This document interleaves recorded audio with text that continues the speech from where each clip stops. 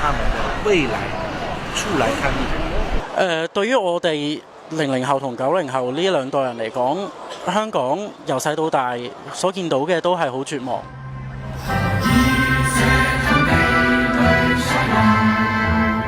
光復香港！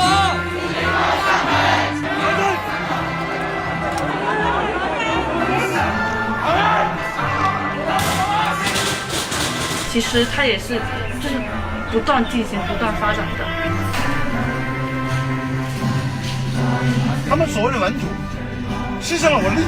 自己背後收啲乜嘢你係唔知嘅，請大家請各位小朋友。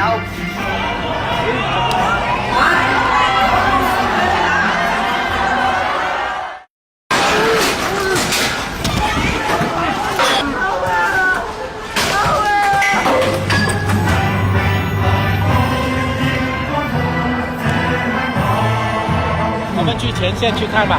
好。